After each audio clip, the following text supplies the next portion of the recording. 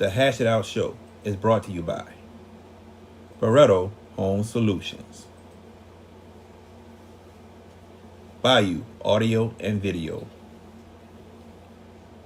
Hot Works on the North Shore, JFK Martial Arts in Mandeville and Covington, Black Hawk Hauling, Lil Dizzy's Cafe, Wags Food and Culture, Moe's Pizza, The Green Law Firm, Personal Injury Attorney, Drums Earwear.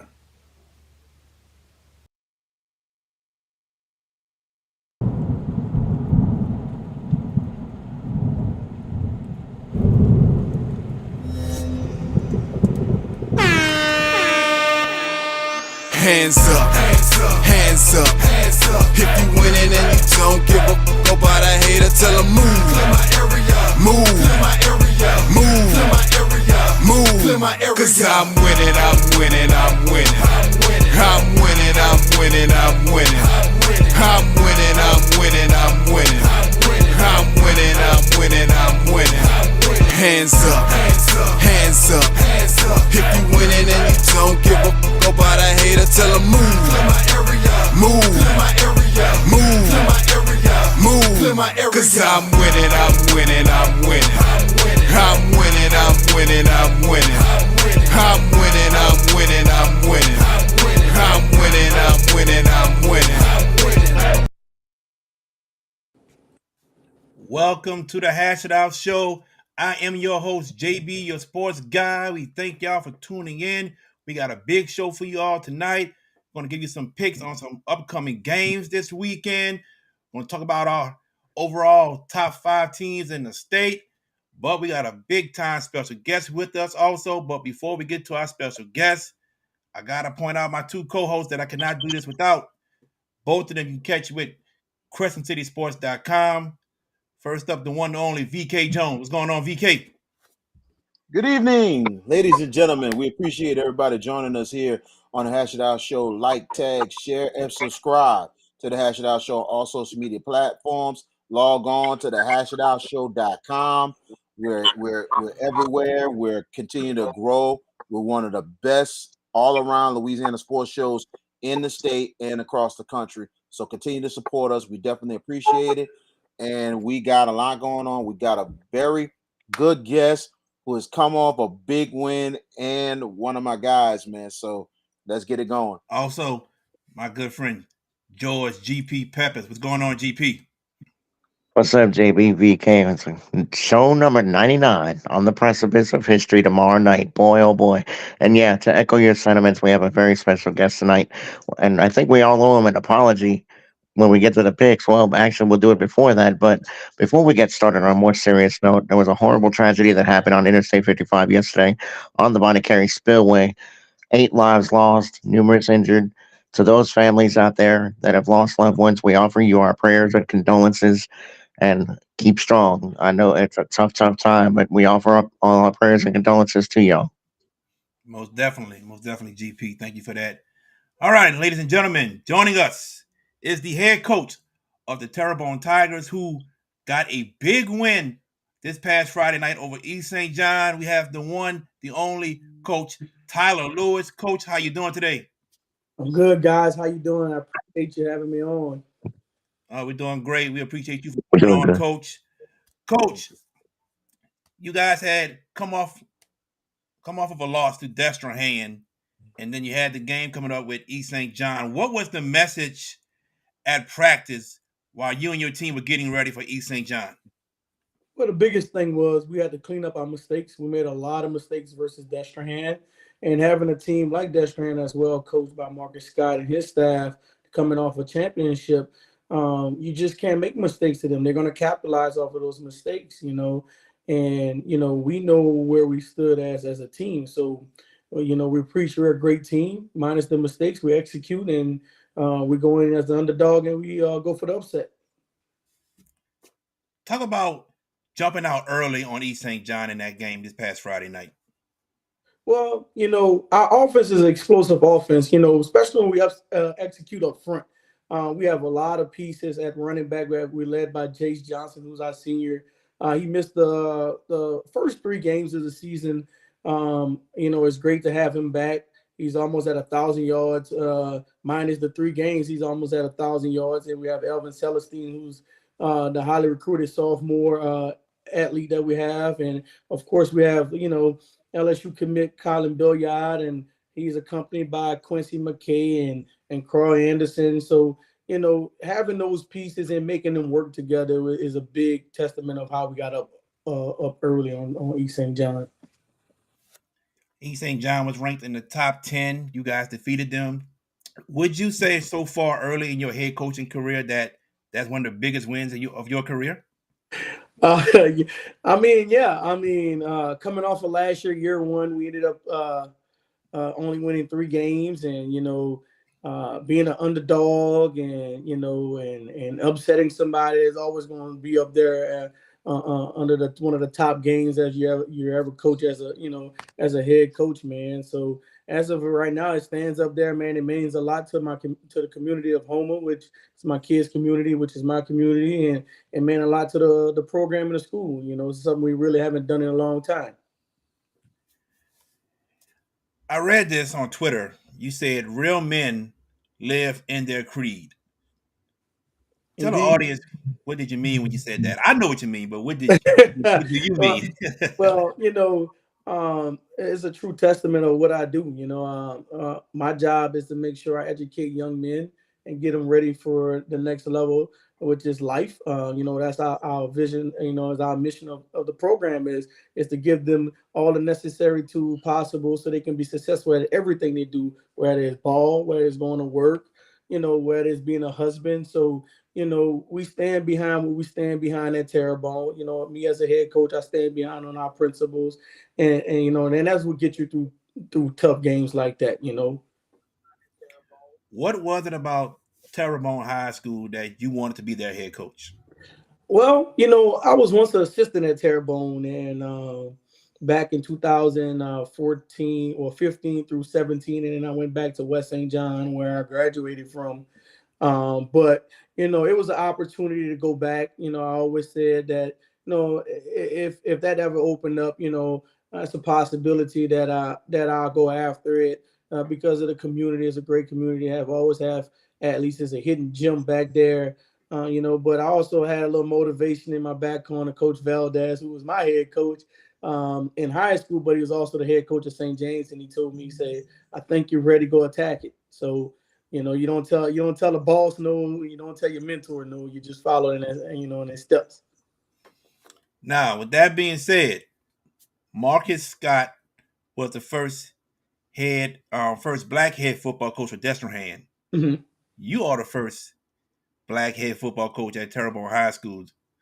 Tell us the feeling about that. Well, I didn't know that. I didn't know that, and that article came out when I first got the job, and but it means a lot, man. It means a lot that I can be a part of history. That it made my family proud, my community of Edgar proud. You know, it just was a proud moment. But at the end of the day, I'm still a coach. No matter my race, my job is to make sure I get these young men ready for the next level, man. You mentioned last year your team went 3-7. Right now, you guys are 6-2. Possibility of winning a district championship is still there, and Mhm. even hosting a first round playoff game. What has been the difference from last year up until this year? Well, coming in and taking over for a head coach that's been there for 15 years, it was certain things that was embedded and in place, and it's hard. It's hard to change right away, and everyone know that when taking a job, it's hard to change. So like I said, we live by a creed. We have a creed with the program. We have standards with the program, and that the kids started to believe in that. They started to get to work, and we never look back. We always focusing on how we can get better as individuals and how we better Terrebonne. Before I pass it on to VK Jones, you have Thibodeau this Friday. What is it about Thibodeau that you've seen on tape? Well, Coach Trosclair and I are buddies. And, they like to throw the ball a lot. They have a very scrappy defense that's going to move around. And movement sometimes confuse O linemen. That's one I, not want to say concern, but it's one of the things that we noted. But if we just, do what we do, come in and not make mistakes, man, we're gonna be a great team, man. We should have no problems, doing what's predicted to be done. Coach Tyler Lewis, man, it is good to have you here on the show and everything. And man, it's kind of a long day for me, but I'm glad you're here. And big shout out. And I know you related to one of our good friends, Reggie Johnson. I didn't realize that till he told us and everything. Yeah.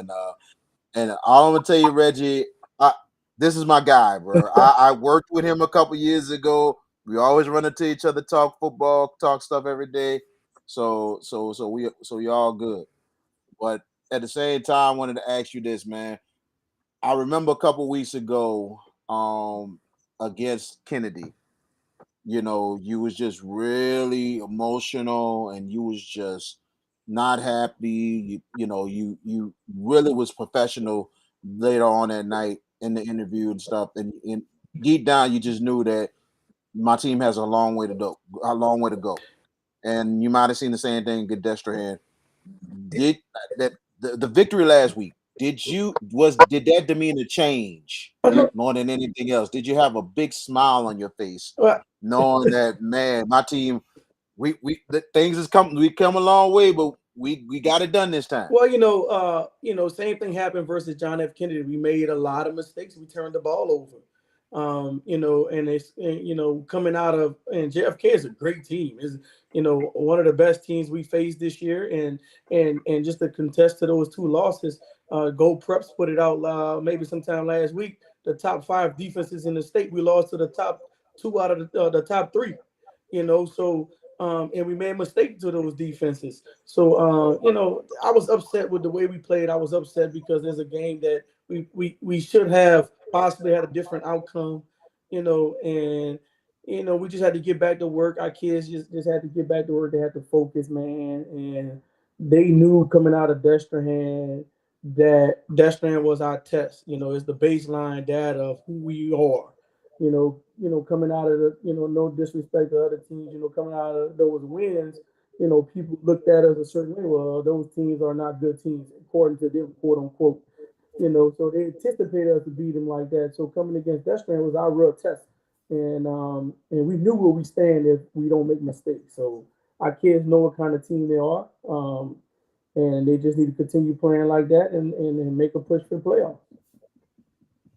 Absolutely. I mean, that's really huge for you, for your team and everything. Then going forward, you get 2 more weeks to go, and a chance for you guys not just to have a strong finish and finish second place in the district, but a possible chance of y'all hosting a playoff game. What it would be like if you guys can get it done against Thibodeau and have that last game and do well, and all of a sudden Terrebonne is hosting a playoff game. Well, that's gonna be major for us, man. That's gonna be major. It's never easy going on the road and win. The last 3 weeks we have been on the road. We went to Ellendale, we went to Destrehan, we went to East St. John. So winning on the road is hard, period. But winning in a playoff environment on the road is even harder. I've been there as a coach. I've been there as a player at West St. John, and at St. James coaching. But hosting will be big for the community, big for the school, big for the program, man. And I'm looking forward to it. This is gonna be my first, and it's excited to me personally, man, and just to see the fans that's gonna be in the stands to support Terrebonne High School and those kids. You have some very good support, very, very good indeed. Because when we broadcast that game, them fans stayed all the way to the end, man. I mean, that is true loyalty in itself for a high school. Oh, no doubt. We have great fans, man. We travel well to East St. John, and they got to a point where it was 4th and about 6 and 8, with like a minute and something left and make or break for our defense. And man, you're gonna see me run to the bench, get on that bench, and like forget the head coach role. Let's get these people involved. And man, they got at it. They made so much noise, and we made the stop. And man, you just could feel the energy through them, man. How excited they was about that. So yeah, man, we really love our fans for real. Absolutely. I looked at one of your statuses on Facebook, and you can tell us a little bit what it meant. It seemed like was a little personal to you. You're saying that I took a ride through my home, went through there, did what we had to do, and then I came back through my home. And it felt like something about it that seemed like it was a something that really uplifted you and inspired you. Well, What was the status it, about? it definitely was a long night, but I live here in St. John Parish, so I take an hour every day, two total. Drive to home an hour, drive back an hour. And I literally passed my house. I left my house, passed my house to get to the stadium, left past my house to get to back to the school, and then came back to my house for a fourth time that night. So it's more than the job; it's the dedication that I put into these kids and their families. And just wanted to let them know that I'm here, man. I'm here. You know what I mean? And they know that, but it was just indicating that it's been a long night and this victory was worth it. And it's amazing that you still stay in St. John Parish, even when you was an assistant coach at St. James and everything else. You just really love your community in St. John Well, yeah, Parish. I'm a St. John guy. I'm an Edgard. I'm from Edgard. I love every bit of Edgard as who I am. It made me who I am. It made Edgard a small town. It makes all of us, man. And I mean, just to show them that small town people actually do big things. So it's major for us. It's major for my community as well. And my family. Gotta ask you this one last Uh huh. question before I give it over to George. Your thoughts about how your seniors have been really stepping up for you these last couple of weeks, especially last week, but to really get you guys in this position to really have a successful season, finish it strong, but not just that, for them to finish in their careers and maybe one of their winningest classes that they had in a long time at the school, and also having a chance for them to enhance their chances of possibly getting scholarships. Right, man. It's big for this senior class because you have to think about their journey before they got here. Man, them kids went through COVID, Ida, and everything, and some of them was a part of that 19 season that was one of the most positive seasons that in the school in the history of the program. But most of them was just a freshman. They never contested that. They just was hanging along, So um, what I did this year was I made it all about them, it's their team, it's their legacy, what they want to be remembered about. Everybody got that team and saying, man, that 18 team was it, that 19 team was it. But what about this 2014, this 2014, what are you going to leave behind for them kids that's behind you, And that's what was taught at West St. John, we left legacies behind, and we left legacies for behind for the people to step up to our play, but even be better than us. So we're instilling that, and they're doing a heck of a job right now, man. Definitely in the secondary. Definitely Jaleel Matthews at the linebacker position, Sean on the O line, Jace Boogie at the running back, Colin at the receiver. So, but we still young around. We still have young pieces, man. My quarterback is a sophomore. Elvin Celestine is a sophomore. My O line is just have one senior on it, but my D line has had two seniors. One of our kids got hurt in a district game, but Talon Bigham is the only senior that's going to leave outside of Sam Sneed. So we're still young, man. We're still young. We have seniors, but we're still young at the same time. George Peppers. Coach Lewis, first of all, thank you for taking the time for joining us on our show tonight. We greatly appreciate it. My first question to you, first of all, I owe you an apology. I didn't pick you guys last week. Should have, didn't. So my apologies. It's all I good. can't speak for my co-host, so I know it's all good. But listen, do you feel like you just kind of segue to my first question? Mhm. Uh, You've got a predominantly young team. Do you feel like that this team is ahead of schedule and how they've progressed this season? I mean, you guys were 3-7 last year. You're 6-2 with 2 games to go. Do you feel like this team has gotten ahead of schedule, or do you feel like this is where you needed to be? Well, honestly, I believe this is where we need to be. We're getting better each week, even though we made a lot of mistakes versus Destran, but we got better. There was where you can see in the tape where areas that we were good at, that we were great at. So I think we right where we need to be. And if we can continue to get better each week, and that's all I ask my guys to do is be 1-0 for the next 5 weeks. Mhm. I told them out of the last, out of week 5, the most important 5 is these back 5. So I just asked them to be 1-0, and they believe in that, and they're just taking it one game and 1 week at a time. So we're right on schedule, man, and we can continue this. We'll definitely make a run in the playoff for sure. Scoring such a big win last week at East St. John, a tough place to play at Keller Stadium. It's a tough place to go in there and get a win if you're the visitor. Um, this week, you got Thibodeau, and the presumption is you guys are going to be a big favorite in that game. Two-part question. First one, how's the preparation going into this game? How's it going? And two, are you worried about a letdown? Or are you worried about a possible letdown? No, I'm really not. We had a Monday was our mental day. We work from the neck on up on Mondays, and then we get physical on Tuesdays and Wednesday. We had a great practice. The kids kind of clowned around a little bit today, but that's called fellowshipping. That's something that we didn't really do in the beginning of the season. They were kind of robotic-ish, waiting on us to do a lot of the work. But Mm. I think they're taking this week really serious. I know that they want to win. I know that they want to leave something behind. It's hard. It's hard. A lot of people still on that high horse of upset, but I don't think this group is doing that. I didn't have any signs. I haven't seen any signs of it.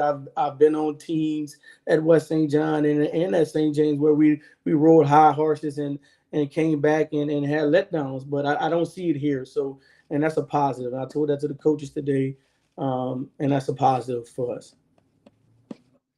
How integral has Kylan Billiard been for your team as far as being like one of the few seniors and establishing a leadership role? What has he been meant to your team in that aspect? And how do you feel his progression has been at this year up until this point? Well, Colin has been great, man. Colin has really been speaking up as a leader. A little bit before, he don't really talk as much, but he's telling kids, when he screw ups, jump offside or something like that. When he has a mistake, I apologize. That's on me. I'm gonna make up from it. He's really asking, what? How can I help you guys? You need me to block better. It just he's doing his part as a leader for us, and he's doing his part. Just being productive for us. And it's kind of hard getting him the ball when you have great running backs, and it's kind of hard getting him the ball when he's kind of bracket. So he's been patient. Last year he was kind of impatient with it. This year he's patient with it. So, and that's the best thing about him. Is him being a senior leader is good for us right now. Every coach talks about the ceiling for the season is to get to the state championship. You guys are 6-2. You have 2 games that you're going to be favored in. The rest of the way, you'll be potentially 8-2. Home playoff game. What's the ceiling for this Terrebonne team, uh, as far as where you guys think you can be? Well, honestly, we're getting better each week, and we're gonna determine where this season goes, because we're a great team, man. And the kids, they talk state championship. We haven't been there since '83. This is the 40th anniversary of the state runner-up team. We honor those guys. At the week 5, they lost to Neville back in '83. So they know it's possible. We've been there, but they just have to take it 1 week at a time. And could we get there, man? If we keep working, yeah, ain't no doubt, man. Ain't no doubt. But we just got to take it 1 week at a time, George, and let the like they say, let the cards play where they play, man.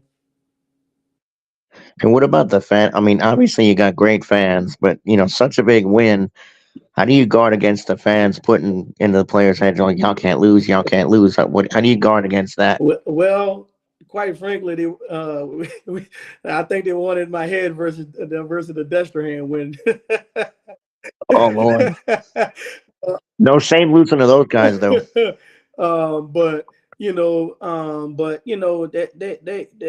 learning too. Our fans learning, a lot. They're learning me. They're learning the staff, man. But my staff has been putting hours, man. They're putting in work with these kids. They're not only putting in football work, but they're getting to know these kids personally, man, and teaching these kids life and getting them through some of the toughest times in their life, in high school. So it's just a testament of everything, all the pieces coming together. Like I said, when we talking big picture, it takes small pieces to make a big picture work. So it's working, man. Community, fans, the coaching staff, it's Mhm. coming together.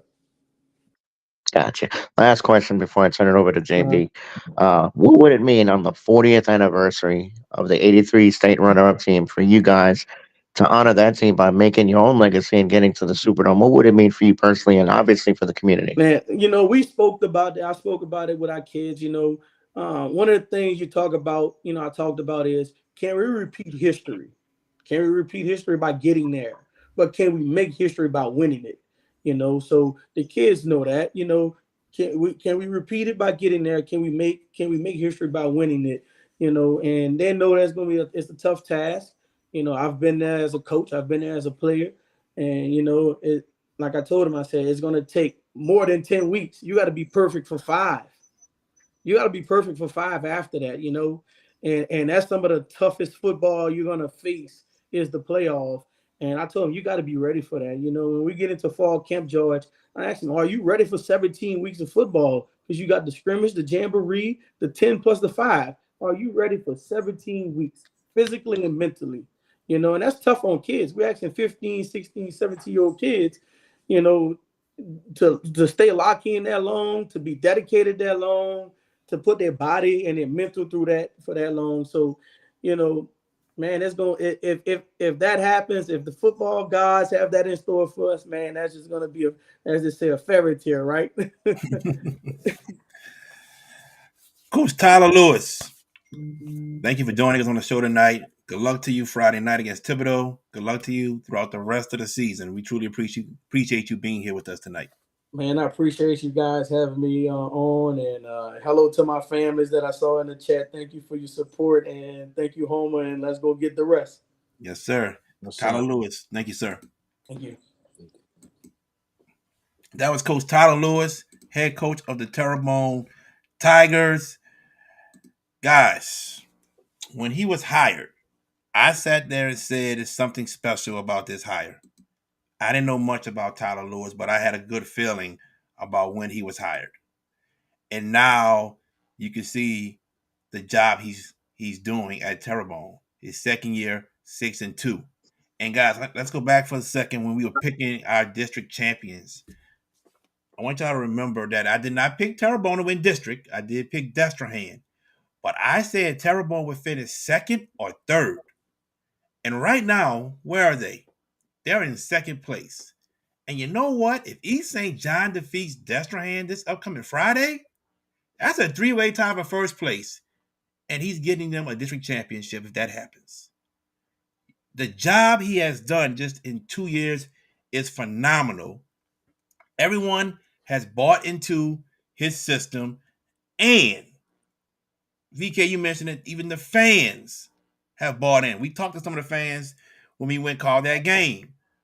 He's done a phenomenal job so far at Terrebonne, VK. Very much agreed. I mean, we talked about this before the season, and I was the one that had a bold prediction and said they will finish second because of the experience that they had from last year that a lot of people have returned. And I was thinking more than anything else. I go way back with Tyler Lewis when he was at St. James. I remember he was on the staff with Robert Valdez when he was coaching at West St. John as well. Yeah. He's a really good guy. And when I couldn't believe that when he got hired, and I was like, wow, he's a head coach now.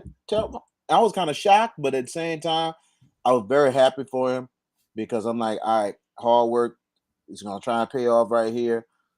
First year was rough, but you just knew right then and there that eventually things were gonna get better. And the off season was huge for them because you see in the camps, the 7-on-7s, how Terrebonne is competing and Yeah. everything, and some of these kids are getting offers. And I'm like, wait a minute. I just had a feeling right there. I'm like, this might be the turn right here. If these cats are getting recruited, that means Terrebonne must have some experience and talent coming back. So I had a feeling right there before the season. I was like looking at the whole district. I was like, I know East St. John's gonna be right. I know Destrehan is the favorite. Now I picked Destrehan too. But Yeah. I was like, East St. John could be too, but I got a feeling that Terrebonne might steal a couple games, which they did. The East St. John one was the biggest one. Yes. So now they're in position, and that is huge for Tyler Lewis. And what's scary about him, like he mentioned, young team. So Yeah. I'm telling you, Terrebonne gonna have something to say for years to come. GP, what are your thoughts? I mean, when you talk about Tyler Lewis, he's such an engaging interview and such a good person. I don't know him as well as UVK or JB. I mean, personally, but in the interviews that we've had with him, he's really engaging, really nice guy, and really grounded.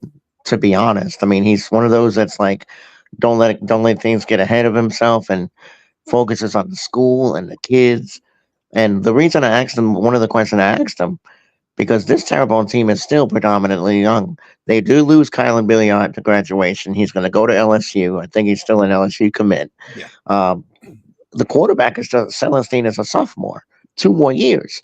You build around that. You grow. You know what? Terrebonne is going to be a monster the next couple of years. This is a team that's going to grow and get better. I'm not going to say Dexter has plateaued, but look, it's a factory down there that Marcus Scott's got. Those guys, they just churn them out, churn them out, churn them out. It might be terrible Dexter and running things in the Bayou over the next couple of years, considering the Tigers are young. I feel like that they're a little bit ahead of schedule because 3-7 to 6-2. That's a rapid turnaround. But you know what? That's a testament to hard work. Yeah. Tyler Lewis's team, that team is they grind, they grind, they grind. And when we did that game against Kennedy, listen, let's be fair. Kennedy's one of the fastest teams in the state. They got a lot of speed. Their defense gets off the ball quick. Terrebonne looked like they had a little bit of trouble early, and they really never could settle in that game. There was no rhythm offensively. Defensively, they were very gallant, but but you know what? The growth from week 2 to week 8 is exponential and has really shown you the progress this team has made. And I tell you what, they're going to host a playoff game because, quite frankly, they'll win the last 2 games that they have on their schedule. They'll be 8-2. And I hate to be the team that's got that seed next to them that's got to go to Terrebonne in week 1 of the state playoffs. And I think Go ahead, another VK. factor, another factor in that game as well, and me and JB talked to Tyler about it. One of their top receivers did not play. So That's it right. was That's right. Jason play. yeah, exactly. So Yeah. Billiard was almost by himself. So all the target was on him. So it was just the fact. I mean, Kennedy did so much tremendous defense on him that, it was hard for the quarterback to find the target. So Made it easier, didn't it, VK? right, To lock in on Kyle. It made it a lot easier to lock in on him exactly. when with Billiard's running mate not there. So that made it a lot more difficult. I just want to say one thing because a lot of the Terrebonne fans were coming at me, and I didn't know why. I didn't know why, but I sat there and said the win over East St. John was one of the biggest wins in program history, and they were like, "Oh no, no, no, no, no." So, okay, I'm sorry. I'm sorry. One of the biggest wins in recent program There you history go. under Tyler Lewis. Well, looking at what happened, like there've been some good program ones over the years and everything. Like Yes. like Coach was talking about the '83 team, Yeah. but then the last team that the team that Terrebonne, I believe, went to the semis years ago. That team with Lucas and all them other guys. That particular team, their biggest win on that schedule. And I think they won district or finished second. One of the two. Their biggest win was against Hanville, especially at home. Hmm. They have not beaten them in so long, and they finally got them. to probably, I think they finished second in the district. So they had to beat them, and that was one of their huge victories that season, and then winning that quarterfinal game. So there have been some big victories in their history of Terrebonne. So don't the fans didn't mean no harm, but I I think know. they're very. I think, I but know. I give a lot of props to their fan base. They're very knowledgeable. They're very knowledgeable. Without a doubt. Very knowledgeable fans. I'm gonna give them that, and I would not mind, despite little things, but we did enjoy broadcasting that game Mhm. out there. But I wouldn't mind broadcasting a playoff game for them out there. I would not mind. Well, we'll VK, see. VK, one more word to describe Terrebonne's fan base: passionate. Yes. That's the thing we see. They are extremely passionate about their team, and they love their team. And man, there's very few fan bases, quite frankly, that are like that in the state of Louisiana. And this group, yeah, they get it. They understand it. And you root for those kind of teams. And I know we in the media have to be centrist and neutral, but I'll tell you what, if that team shows up on Pointers the second week of December, tell you what, that'd be one heck of a last one out, shut the lights, right?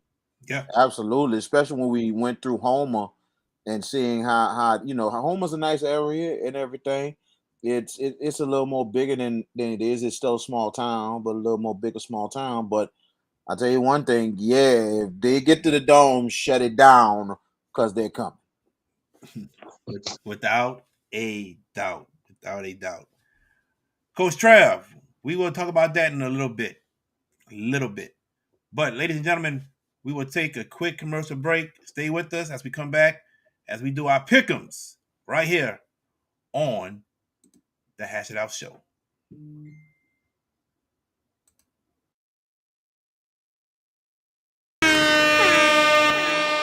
Hands up, hands up. If you winning and you don't give a fuck about a hater, tell them move. Move, move, move. Cause I'm winning, I'm winning, I'm winning. I'm winning, I'm winning, I'm winning. I'm winning, I'm winning, I'm winning. I'm winning, I'm winning, I'm winning. Hands up, hands up.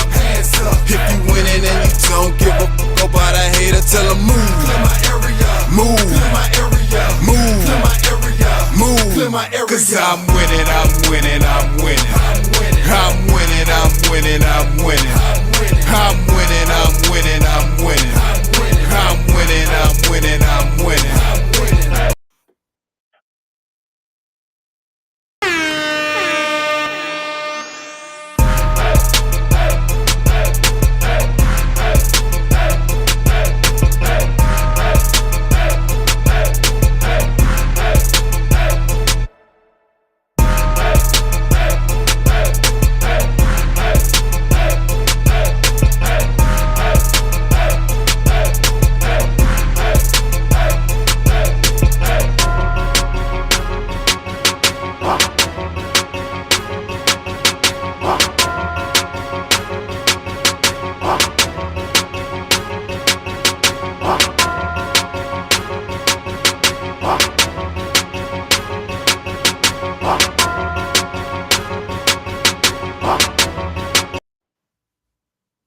Welcome back to the Hash It Out Show.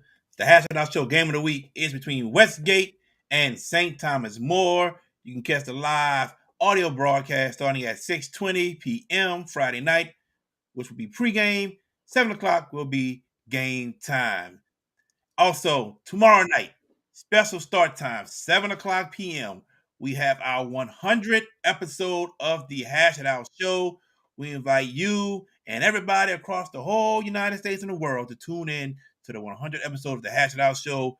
Many special guests, as you just saw, Coach Randolph, Jordan Taylor, Courtney Hogan, Corday Hankton, Coach Linares Elfage, Coach Lyle Feet, Nick Campbell, and more. We want everybody to tune in with us tomorrow night as we will have a big time show, which I cannot wait for tomorrow night, guys.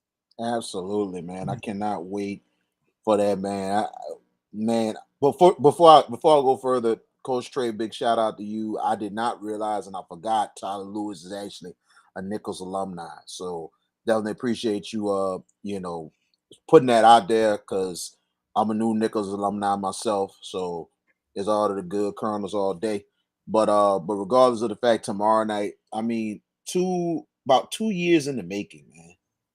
2 years in the making, and look at it, look at us, look at us now. We're about to go into episode 100, and That's right. we could not do it without helping one another, pull each other's weight. I just love where we are, and I cannot wait till tomorrow night. I know you say you're gonna come dressed. Uh I don't know if I'm gonna be coming dressed in no tuxedo or none of that stuff. I might have a little something on me. I don't know, but I'm gonna be regular. George, hopefully he makes an appearance tomorrow. Hopefully a little appearance. You ain't got to put the camera on the whole time. Just people want to. It's 100 show, George. Tomorrow they gotta see your face. It don't have to be the whole show. They gotta see who you are. GP. I got to respond to that. Yeah, I know. It's all good. Listen, I feel you, but listen, the fact that we're up to 100 does not mean we stop here. That's right. No, it is the beginning tomorrow night. Thank you, Biggie. That's one of many plateaus that we hope to reach. And you know what? We couldn't have done it without the support of the people that have watched the show and have commented. Look, we pick on each other because we love each other. That is a camaraderie and a bond that, oh, I will, Reggie. I will. Oh, trust me, I will. I don't want to steal all the ladies though from Jared and VK. Maybe that's why. All right, that's my response in that respect. I might wear a Destrehan shirt for you, JB. I mean for VK. I might wear a Destrehan shirt tomorrow night, and we'll talk about that. Go ahead, point that finger. Hey, I hear you. we'll talk But listen, about that, dog. oh, I know we will. I know we will. It's all look again. It's all love. Look, I would. This is the best thing I could have done was to join you guys. Was to be a part of this. Because look at the reactions that we get when we go to games, even games we don't cover. Eric Chalmette last Thursday, we were at that game and yeah, still hurts. 5 days later, still does. You did? Wow. Okay. Damn. Keep it rolling. All right. TMI. Keep it rolling. But thank you but very yeah, I much. see that. No, but no. 100 so tomorrow night. Many special guests. Can't wait. It's gonna be fun. And yeah, I'm gonna have to put this dome on camera for a little bit tomorrow. There we go. And you know George has the biggest fan club from Patrick Taylor. Yes, he do. I do, Yes, he I do. guess. And then there was a guy asking about last Tuesday what I missed. I ain't seen him. So All I'm gonna tell you before we go forward, Yeah, hurry up. Ready to roll. yeah, I know. yeah, Roll. cool. Let's go. Reggie, let's don't bring that up. I know what you're talking about, Oh, it's true. but I know it's Ooh, I know what you're talking about. ooh, But VK. let's all I'm gonna tell you. That sounds like a off. That sounds like an Oh, off the there we air go. story. Tomorrow, Keep out. the 100th episode. Yes, tomorrow we talk about that. No, we're not gonna talk about that. We not Yes, talking we about are. that. No, we're not. Ratings, baby, No, we're not. ratings. No, we don't need Oh yeah. ratings. When We're, this we're when bringing it, Reggie on camera. no. When this is something personal, we don't talk about it. No. All right. We don't put business. We don't put personal business out on. Oh, we know. We get it. Sorry, Woo. Reggie. All right, here we go. I gave you a solid last week, bro. What you didn't have to do that. I gave you a solid Let's last go. week. Let's make it quick, guys. We got to get into our top five. Let's get this quick. Fisher Thursday games. Fisher taking on Jefferson Rise.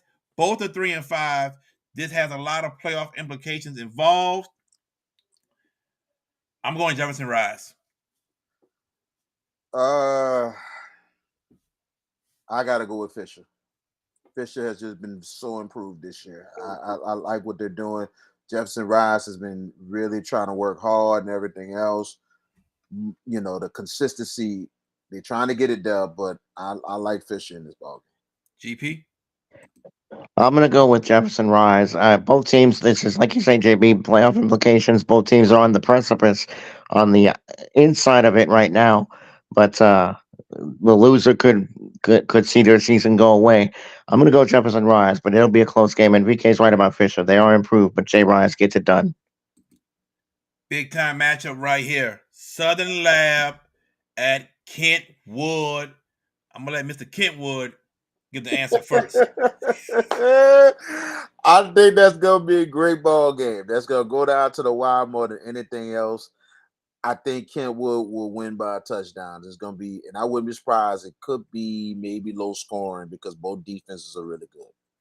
Oh yeah, this gonna be a good ball game. Good ball game Thursday night, but I'm gonna go Kentwood in a close one. GP. I'm going to go the other way. Southern Lab, I think this is the time of year where they start to put that foot on the pedal. Then this is where they start to get it going. Kenwood has been very good this year defensively. This is going to be a close game. Yeah, Nick, I hear you.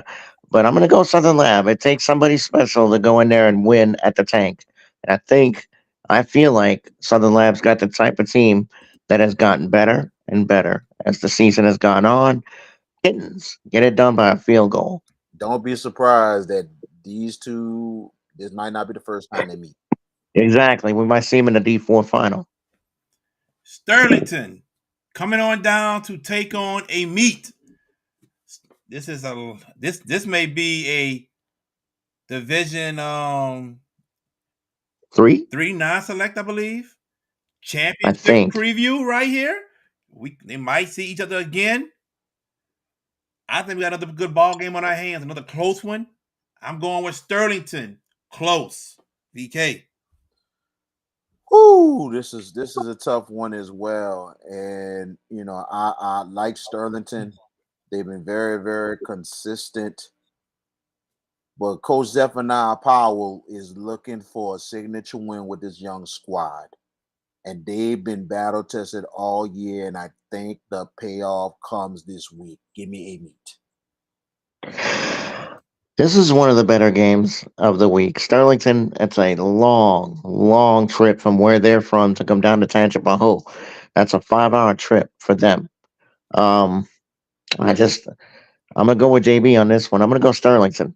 I feel like I'm not sure it meets team is one of those teams like, oh my goodness, they're going to be fearsome in the playoffs. Zephaniah Powell's an outstanding coach, but even he himself admitted on an interview with us a couple of weeks and prior to their game at Kentwood that they're a little young. I think Sterlington's going to take advantage of that youth and get it done. I think Sterlington by a touchdown, though. All right. The last of our Thursday games. West Jeff at Bell Chase. West Jeff coming off of a win by defeating East Jeff. Can West Jeff beat Bell Chase? Just got to stuff the box and stop the run. But I think Bell Chase gets it done. I got Bell Chase, VK. Congratulations to West Jefferson. Congratulations getting their first win of the season and messed up a lot of our records last week.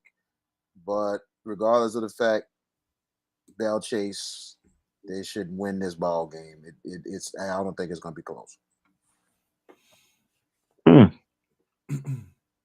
I almost picked West Jeff last week. On the way to New Iberia, when we drove up, I made my picks on paper, and I told Jared, I said, and both of you, I said, look, I'm very tempted to pick West Jeff. I just couldn't do it last week. Bell Chase, I think their defense is going to make the difference here. Cardinals are going to win 2 scores.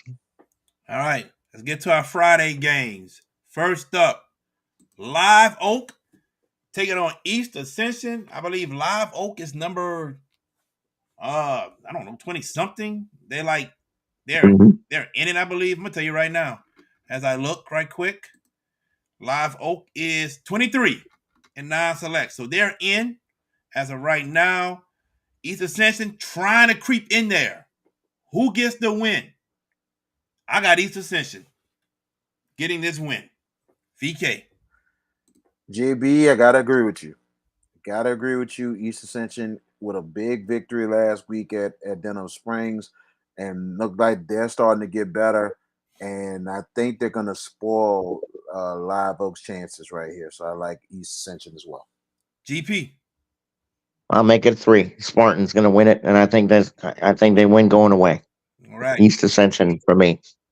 Back to the North Shore, another tough one. 2 top 10 teams in the power rankings. Pine going to Bogalusa. Does Pine continue this great football play by defeating Bogalusa? or does the athletes that Bogalusa have come out to play and get the win over Pine? Whoo, boy! I think Crutchfield pulls it off. I think Crutchfield pulls this one off. I got Bogalusa in a close one. VK. Should be a very, very good game indeed. I think Bogalusa is going to be ready to go and everything else. Pine has been really a good team since last season. Yeah. And I think they continue the run. They're becoming more battle tested each and every week. I like Pine. Pull it off in a close one. All right. Gotta admire the tenacity that that Pine team has shown and has gotten better, as the VK has astutely pointed out. Just Bogalusa's got a lot of athletes, but what about the maturation? They've been inconsistent, and I don't like inconsistency. I'm gonna side with VK here and go with the road team, Pine. This game will be close. Cool. Walker versus Sanoma. 2-7-1 teams. Sanoma got their first district loss and first loss period last week to Dutchtown, but hoping to at least get a tie in the district. But I think that luck has run out. Walker with the win. VK. So this is for a share of the district, or Well, this is so Dutchtown is undefeated still in district play. okay. Dutchtown is still undefeated. So right now, Sanoma hoping for a tie maybe, or some luck happens to where they can still hop back on top. But right now, Walker and Dutchtown are undefeated. Okay. And No, they're not. No, they're not, JB. Dutchtown lost to Walker 2 weeks ago, remember? 21-20. They did? Walker beat them. Yes. Remember, y'all had I had Dutchtown, y'all had Walker that night, and they came back from 20-7 down to win that game in the fourth quarter. Yep. George is right. Okay. There you have it right now. Walker's in the driving seat. Sanoma looking to get the win right here for a chance to tie. All right, go ahead, George. VK. Well, VK. I like I look at Walker. They've been very tough team all year long. They're very, very battle tested. But Saint Amal, they're at home. This is a huge game. This is probably one of the biggest home games of the season. They got a huge win against Denham Springs. I think they get it done this time by field goal. George. Good coaching matchup. Chad Mahaffey and David Oliver. This is two very good coaches here. Looking forward to that X's and O's matchup. But as far as teams, it's Walker. And they win by 10. I just feel like St. Amand, look, I tell you what, tip of the hat to y'all. Y'all been magnificent all year long. Got a little earth crasher last week. Walker is just, to me, is simply a better football team, and I think they get it done by 10. Vanderbilt Catholic taking on Assumption. Assumption with the big upset over Lutcher last week. They are in the driver's seat for the district championship. I got Assumption over Vanderbilt Catholic. I got Assumption. VK. I think the momentum of Assumption will continue this week. It should be close a little bit, but I think Assumption pulls away. What an improvement for the Assumption Mustangs as they are getting in position to try to win the district title. Assumption's going to have to guard against the letdown. I mean, such a win against Lutcher, a reigning champion. That could be one of those where they could just feel too good. And Vanderbilt's a good football team. That's 5-2 record. That's a very good football team the Terriers have. I was tempted to go roadside again. I'm going to go with Assumption, though. I think it's close. Assumption is my pick. What up, Q? Q in the house. I met Q the other day at the football game. I was walking on the track, and somebody hollered at me, and I looked like, who hollered at me? It was her. I'm like, oh, what's up, Q? I felt like a little celebrity. All right, moving on. Peabody taking on Tioga. The race for second place in this district will be between these two teams, but I'm going with Peabody. Peabody with the win. VK. I like Harry Coleman's team that's continuing to improve every week and everything else. And I think this veteran squad is going to continue to thrive. It should be a good game, but I like Peabody. Go with the home team here. Kevin Cook is a very good coach. I know him personally. I coached in Buckhead 1 year, and we got to know each other, fellowship at the church we went to. Cook's a really good guy, and his team is really good. Yeah, they got humbled by Neville last week, but that's Neville, a state championship potential team. Peabody, Harry Coleman, got to give it to you, brother. You have done tremendous work there. Tremendous. I think Tioga gets it done, though, by a field goal. All right. West Monroe going to Alexandria. I got the Rebels, but it will be close. I got the Rebels of West Monroe. I agree with you. I'm going with the Rebels as well. Close ball game. I think they win by a field goal. Oh, it pains me to do this, but man, I really want to pick Alexandria here. I really, oh, what's up, DJ? I really want to be tempted to go because West Monroe, yes, they've run off some wins. Looks like they've put the Garvin controversy behind them and they focused on football. When a Rebels team is focused, that's a tough team to beat. I don't know if they have the great top end talent of the past teams, but it's a good football team. They play with good continuity. Alexandria's got a great offense, but Rebels get it done. Right. Let's come on back to New Orleans. And I know Q ready to hear this answer. I know she's ready. Brother Martin John Curtis.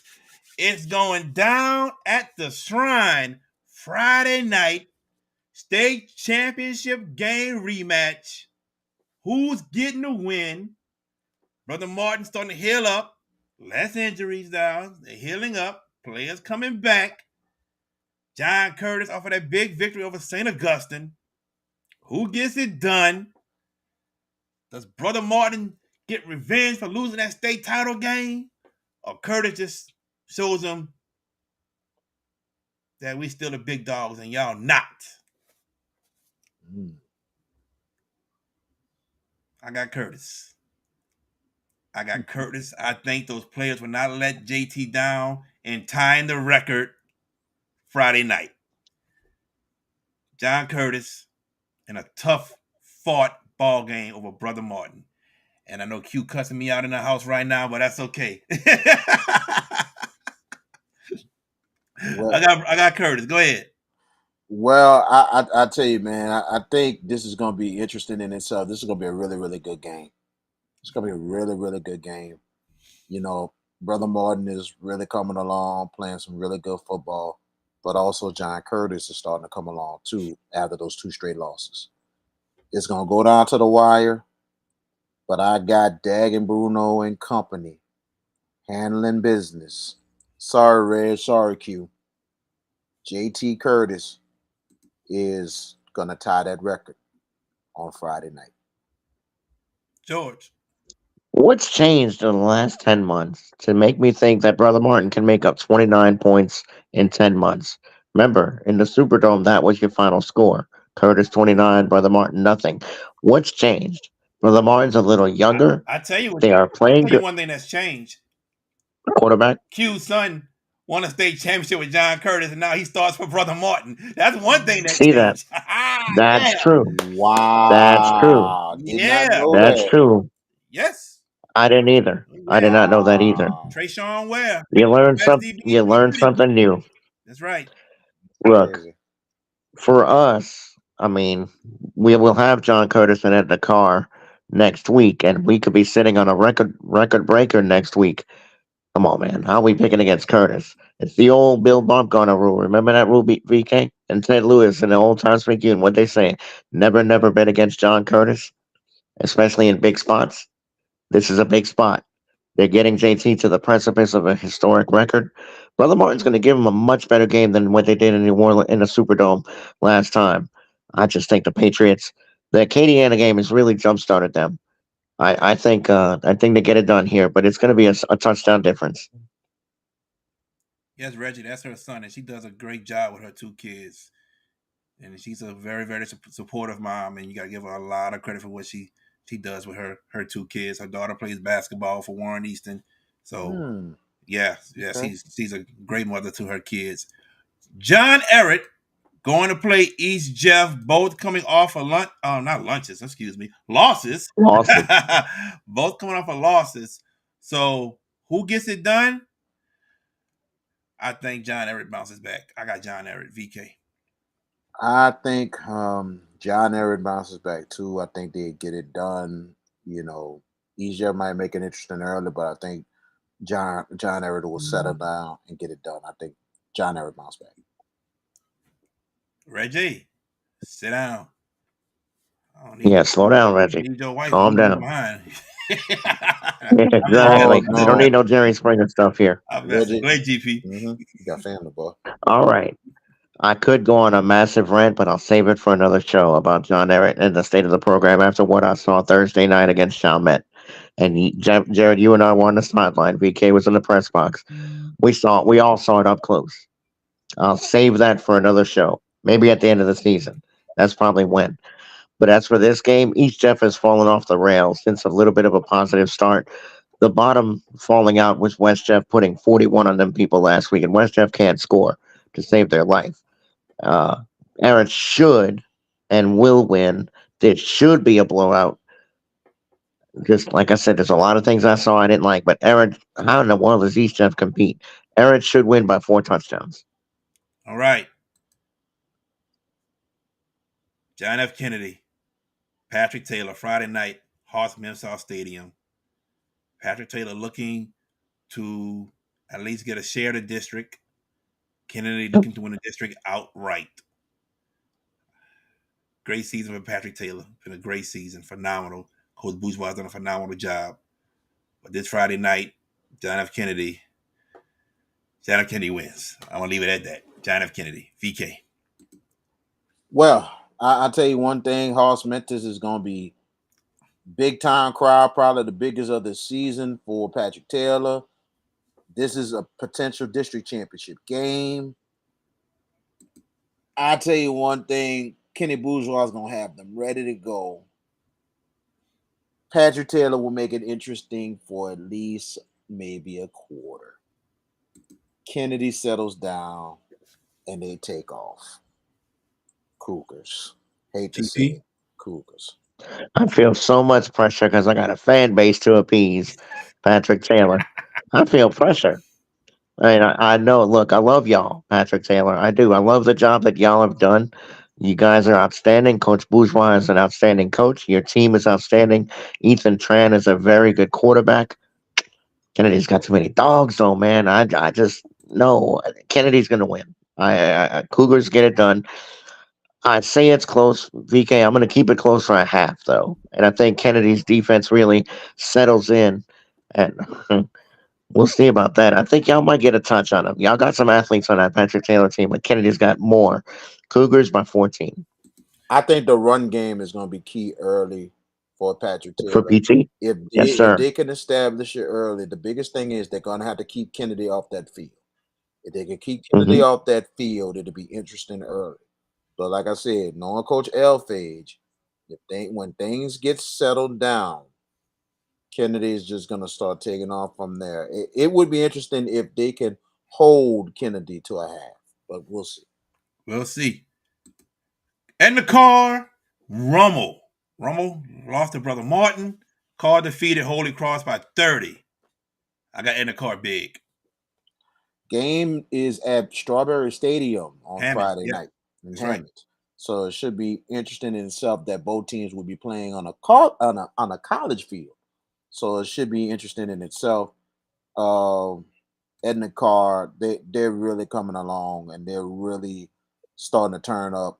And hopefully they can keep it going. They played the most consistent game in the Caddy League last week against Holy Cross. So hopefully I think they'll keep it going and get some momentum going into week 10. Carr. George. They sent a message last week. Boys, look, when we play 48 minutes of Endicott football, they feel like no one can beat them. I think that was a devastating performance against Holy Cross. Canatella and company were served a big dose of humble pie. Rummel, Nick Monica is a good coach. He's getting his team together. I'm almost like Reggie. I think Carr wins going away. There's no way in for the Raiders here. The Cougars get it done comfortably. Okay. Back to the North Shore. Pearl River at Salmon. Jacoby Jefferson runs wild. I got Salmon. Pearl River's been, a much improved team. They've been really working hard this season, but I think this is the time for Salmon. This is their chance to clinch the district championship. I got Salmon. George? Make it 3. I mean, the Rebels are a little bit better this year. The Spartans, we saw them play. That defense is ridiculously good, and they won that game without Jefferson being a big factor. Salmon wins. They won that game without scoring a touchdown when we were there. Yeah, Offensive right, touchdown. right. But Salmon gets it done. All right. Now, tough one, guys. Playoff implications on the line in this one also. Riverdale at Booker T. Washington. Man. Let's go to George. Come back to me in a second. Go ahead, George. Wow. I get it first. Yeah, go ahead, George. Oh, I don't know. all right. Well, look, the Rebels got served big time last week. De La Salle, a team that's starting to get healthy, punished them last week. Beat the brakes off of them. Booker T, though, ever since that miserable start, they've started to kick off a couple of wins. Granted, it was against teams that they were quite frankly better than, but you know what? That Lions team is starting to hit their stride a little bit. VK, maybe the Rebels plateaued early and they're starting to fall off. I'm gonna go Booker T. And I'm gonna agree with you, George. I tell you, the thing that got me with Booker T, and it doesn't matter what anybody say, the effort they put on against Warren Easton, and Easton had to pull away to win. What an effort by Booker T, that ball game. That showed that team was growing. And you can see with the wins they have put upon themselves now. I like the momentum that they have. Should be close, but Booker T will probably pull a win in the fourth quarter. I got Booker T. Something is telling me like Riverdale gonna make this a game, but I'm gonna stick with my heart. I'm gonna go Booker T. Washington also. I'm gonna go BTW. My heart saying BTW. I'm gonna go with my heart. That's what I'm gonna do. All right, now Sarah T. Reed versus Sophie B. Wright. I'm going with Wright. VK. Sophie B. They're just a better team. George. We saw them against Patrick Taylor, and if not for the million mistakes that they made that night, maybe they win that game. They blew a 2-touchdown lead. I don't see any way Reed stays in this game. Sophie B gets it done and it clinches at least a 500 season. There you go. St. Paul's, Ponchatoula. Ponchatoula trying to be the spoiler and win this district by defeating St. Paul's. But I don't think it's happening. I got St. Paul's Wolves with the win. VK. St. Paul's defense gonna be a little bit too much for Ponchatoula. Ponchatoula, they're gonna be ready to go. They're gonna be ready to play. They'll be at home. The crowd's gonna be rocking and everything else. But I think St. Paul's gonna make too many plays on defense to get it done. I like the Wolves. GP. St. Paul's wins it. St. Paul's is winning this game. Ponchatoula, as VK mentions, they're going to give you a little bit of a fight. They've been a little up and down, though. I mean, they've won more than they've lost. Yes, 5-3. But that St. Paul's defense might be one of the more underrated defenses in the area, in the state. That defense is legit good, and they're doing it in a very tough district. St. Paul's gets it done. All right. We go to the North Shore. Union versus Wassman. So, Sterlington, undefeated in district, is going to a meet, a non-district game, and will play Wassman in week 10. Union hoping for a share because they already lost to Sterlington. Wassman looking to win it outright starting Friday against Union. Tough ball game. Coach Cahey, who we had on the show, he got this Wassman club rolling, man. 7-1. I don't know if any of us saw this year. We probably thought playoffs, but look, 7-1, number 4 in their division for power rankings, and they're at home. I'm going with Wassman for the win over Union. It's about to be rocking and rolling in Wassman. VK. I am also on the Terrace Cahey train myself as well, Jared. I like what Washman is doing. This is probably one of the biggest home games they have had maybe in a long time at Long that time. school. And Basketball team. Yes. for them to be in a position to have a driver's seat to the district championship. It's gonna be close because Union has been running things in that district for a minute. But now I think this is Wassman's time. It's gonna be close, but I think Wassman gets it in the fourth quarter in a close ball game. Wassman. GP. I agree that this game's going to be close. I think you're seeing the comments, Jordan Taylor. He's right. Union size in that line is going to be a factor. If Wassman's able to withstand that and able to get some things, the other thing that I'm going to look for Wassman, you mentioned that you didn't see this coming. 7-1. How do they handle prosperity? Seems like they're handling it pretty well. Union, maybe not as obviously not as good as last year, maybe not as good as last year's team that made the Superdome. I'm going Wassman, and I'm going to take them by a touchdown. All right, we go to Shreveport. Airline, Parkway, big time matchup right here. Who gets it done? I'm gonna go Airline. Ooh, this is a toss up right here, man. This is gonna be really, really, really close.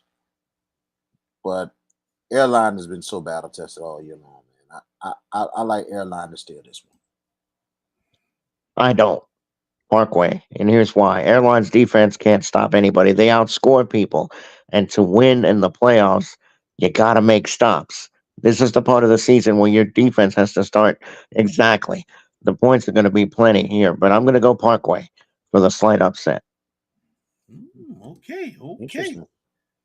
We go to Opelousas, Bro Bridge, trying to stay in that playoff hunt, taking on Opelousas, who came off of a game. Well, not for them.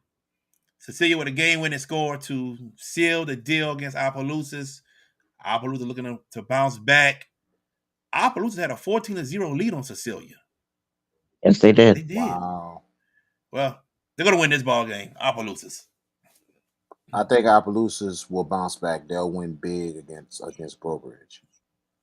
If they're not hanging their heads and feeling bad about themselves, they'll dominate this game. Opelousas is a clearly better football team. They should win it, and I'm going that way too. All right.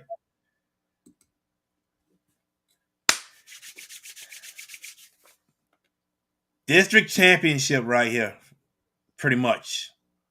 Karen Crow, Acadiana. Southside were the champs last year. They lost to these two teams this year. A new district champion. Does Karen Crow take over again at the top of the throne, or will Karen Crow be the ones? And it's at Acadiana and Scott. I'm going Karen Crow and a close one at the Crow Dome. VK. I thought the game was at Acadiana. That's what I meant. Okay. Because I said it, then I said Crow Dome. No, I meant Acadiana. Yeah, in the woods. Yes. Should be an unbelievable ball game. And I think take the over in this ball game, regardless of the fact. Both teams are going to really go at it. This is going to be a very, very close game. I got the Crow Bears winning the district championship. Karen Crow's been very good to me this year. When we've had games, swing games in the picks with you guys, they've been real good to me. I can't upset that apple cart, can I? But it's so tough to go into Acadiana. That's a tough atmosphere. You got to be really good. And well, Lafayette Christian was more than good that day, beating them 62-35. That's their only loss at home. I'm going to go with Karen Crow. I think Acadia, it's going to be a great game, though. Crow Bears get the job done and win the title, the district title. Might not be the only title, though. Here's Jordan. I like Karen Crow week 10. Same thing I told the Rumble people. I'm going to let y'all talk. And come week 10, we will see if y'all can back up what y'all say. And when they do? Ha! And Go and, ahead, I- George. and I hate to say this, If Karen Crow some way somehow gets it done against Acadiana, this could be a potential trap game for Karen Crow because you have to think. No, it's not. No, No, VK. no. You have to think about this. Okay. You have to think about this, George. Karen Crow is playing on the road. Right. 2 in a Acadiana row. is not easy, but then on top of that, you're playing on the road for 2 straight weeks before you get in Correct. the playoffs. And those 2 easy games is not gonna be easy. I know Karen Crow's a better team than Shaw. I know they are. But I'm gonna say this. It could be a trap game for Karen Crow. Could be a trap game. Just saying, because you're putting all your eggs in the basket against a good team on the road, a tough one. And then you gotta come off. Then you gotta come straight to the West Bank on a bus. First, You know. what's up, Coach Hankston? I thank you for chiming in. Here's my answer, Jaron. I'm listening. Remind me again who's the number 1 team in select? Karen Crow, right? That's correct. In the power form. Select is Karen Crow. That is not a trap game. That's why it's not, because they are number 1. They're going to try to protect that 1 seed. They are not. They would be 9-0 coming to Joe Zimmerman against Shaw, a very quality opponent, and what figures to be a pretty good affair. But that's next week. Karen Crow could be playing for the 1 seed in that spot. Shaw maybe try to duck Lafayette Christian or St. Thomas More. Well, not really We ain't duck ducking them. nobody. We play anybody. We ain't ducking nobody. Yeah. Y'all ducking. We ain't ducking nobody. After what we saw last week, y'all can beat Lafayette We Christian. call Karen Crow up and say, hey, we need a week's opponent. We need y'all. Ooh, look at this. Yeah. Talking that mad noise now. He's talking that mad noise, VK. He's talking that mad noise. He saw Lafayette Christian. He saw LL. That's that Shaw alumni talking, baby. Exactly. Yeah. He saw LC last Friday night. I saw it Lafayette Christian. I saw him. We ain't ducking them All either. right. We play whoever. That's okay. it. All right. We gotta move on, though. Gotta move on. Let's go. We'll talk about Shaw Karen Crow next week. All right? Surely. Yeah. Can't wait. All right, here we go. Maybe a district championship on the line right here, too. St. Louis Catholic versus Iowa. This is huge right here, ladies and gentlemen. This is huge. Shaw versus 35 in the playoff is coming. Okay, DJ, I'm not going to answer you because I don't think y'all ready for that. He don't want that matchup. Y'all can barely score on Kentwood and all them. You going to talk about Shaw? Anyway, moving on. I think Iowa gets it done, y'all. It'll be district champs for the 2nd straight year. I got Iowa. Go ahead, VK. Should be an interesting ball game. Iowa, a really, really good squad. They really continue to improve. But I like Brock Mathern and St. Louis and what they bringing in. They got experience too. They hungry. Of course you do. You like anything Bell Chase. No, it ain't about no Bell Chase. We know what St. Louis have. You see what they did a couple weeks. We had them on the show. But I like them. It's going to be a great game. Go ahead, George. You know, they made a pretty bold statement beating a Lake Charles College prep team and beat the brakes off of them.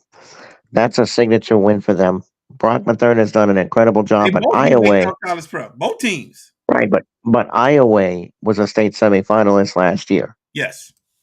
That team is very, very good again. This was one of the hardest games to pick. The heck with it. I'm going Iowa. At least this Iowa can score, unlike the college team, Iowa. This team can score a little bit. I'm going Iowa at home. Until they got screwed at home. Coach Hankton, we are getting there. No, he didn't. We're getting there, Coach Hankton, in about a couple minutes. And Jordan, live on Under the Lights. What you got live on Under the Lights? Are y'all calling that game? Iowa and St. Louis Catholic? Let me know. We move George, on. you know what I'm talking about, the Iowa game. You know what I'm talking about. Yeah, I know. Yeah. All right. The referees cheated there. One late talk game that I do have. Washington Marion and LaGrange. Oh, dear God. You gotta be kidding me, dude. This gonna be a tough game right here, man. Look at the records. It's gonna be a good game, bro. gonna be a good game. Who gets it done? You Washington could have Marion get. or Lake Charles? I mean I, LeBron. I'm sorry, bro. You could have gave us a better game than this, bro. This is gonna I'm be a good disappointed. one. I'm What you talking disappointed about? in you. I'm It's very gonna be a good one. disappointed in you. No, Yeah, no. it's gonna be a good I game, can't believe man. we're What you gonna talking pick about? this. They This mean a is good game. We got a 0-8 and a 1-for-7. We understand you that's probably what I'm love the Lake talking about, Charles. man. We might have a We high we, scoring or we a good defensive understand you. game, bro. We understand you're giving Lake Charles love, but I'm sorry. This is not a matchup that we understand. You want to give giveaways. That's cool. That no, not out of all It's not a giveaway. the It's Who you not a picking, V? giveaways. giveaway. Who you It's picking? not. It's a pick 'em. Right, George? It's not a giveaway. Yeah, it's a I mean, pick 'em two bad teams. Really? That's what we're doing. Okay, that's fine. we came Two mad bad at you teams. now, It's gonna Jared. be a good game. George, go ahead and make the Who pick. you picking? I don't know. I got You pick. I got You go Washington Oh, first. you Marion. want me to I got go? Washington Marion. Okay, you Go. got Washington Marion, VK. Who you got?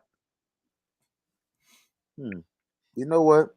If I'm Flip gonna a shake it coin. up, I'm gonna shake it up. Lagrange. Okay. I'm gonna shake it Well, up. Lagrange. mm, I think both teams are waiting for the season to end, and they figure this is the one game that they'll be up for because both teams are equally bad. But VK, I'm going to use a little wrestling reference. What Matt Hardy? Uh, when we made the picks together, what was the six-letter word you like to use a lot? Delete, delete, delete. This game shouldn't be on the picks. But with that being said, I'm going to go. Goodness gracious God. Okay. And just, I don't know if you saw the chat, Jared, but St. Louis, Iowa is going to be the under the lights game Nice. Friday night. Good one. Jordan Taylor just posted that on the comments. So, oof, I got a two-headed coin. I'm going to pick Washington Marion. Here we go. At least they won a game. At least they won a game. So, That's true. That Now, is absolutely true. I meant to put this game on here. I forgot to put it on here. But this is for the district championship as well, since Warren Easton football season has been canceled by the LHSAA. 35 Douglas for the district championship. I'm going 35. Man, this is gonna be. Here's the thing about this game. This is gonna be a hell of a matchup. Santana Price versus Raphael Reed. Yeah. This is gonna be a hell of a matchup. Close game comes down to the wire. Mac 35. I think Santana Price is not going to let that district championship go that easy, and a huge opportunity for either team, especially McDonald 35, to actually steal this district title. George Peppers. you look at that game, and Douglas, to me, they're a little immature. This is a team we saw against Riverdale together, watching that game a few weeks back, and they got hammered against that Rebels team who's now fallen off a little bit. 35 has a vicious, good defense. If they play clean, this game's not close. 35 wins it. I think the Run Eagles get this district championship, and I'm going up by 14. Run Eagles by 14. I All think right.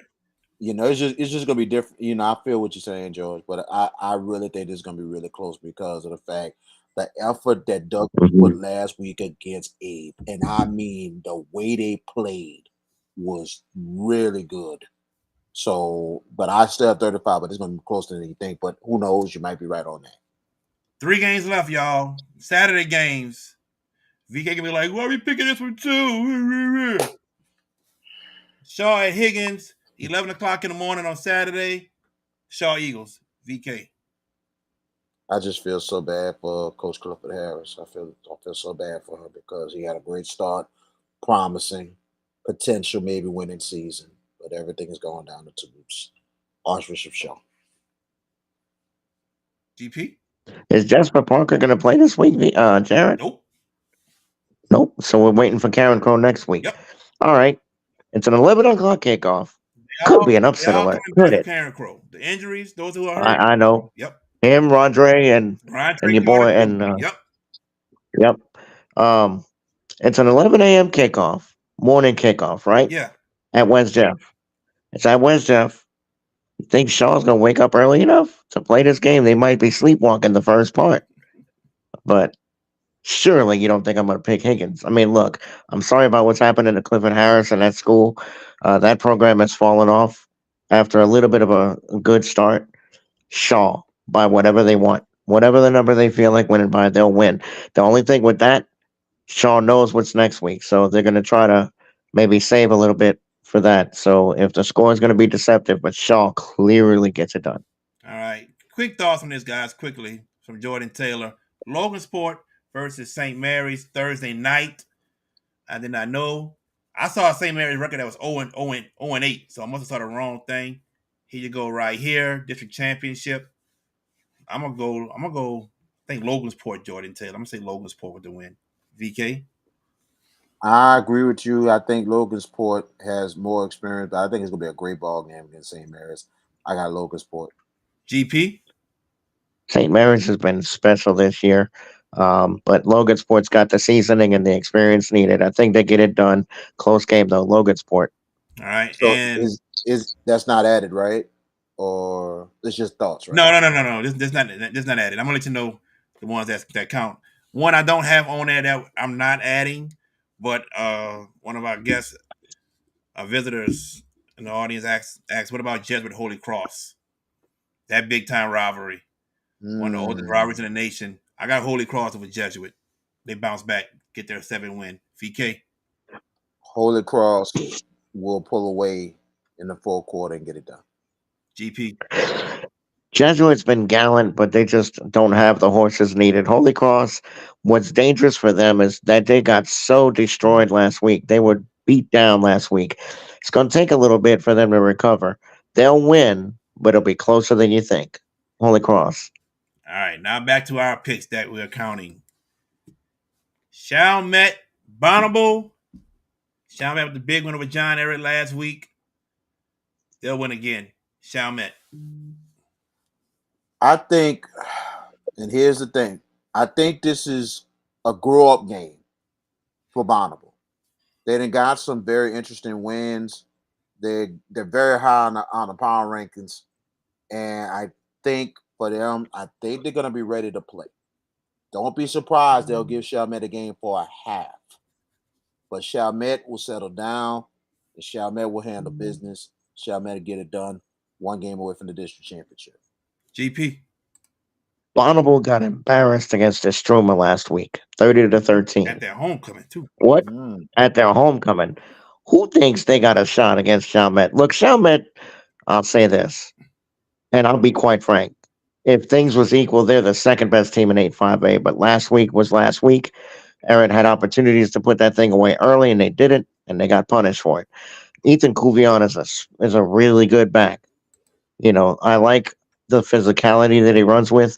One almost got no shot. Chalmette by 5 touchdowns. All right, now last pick 'em.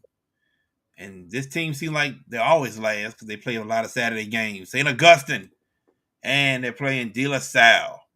Can St. Augustine get a win? They are 22nd in the power rankings, still in the playoff hunt. Can they get a win and probably seal the deal? Or does De La Salle get the win? Guys, I think St. Augustine will get this win over De La Salle. I really think so. I got the Purple Knights. VK. This is going to be a chess match. This game is going to be more of a chess match than anything else. It's going to go down to the fourth quarter.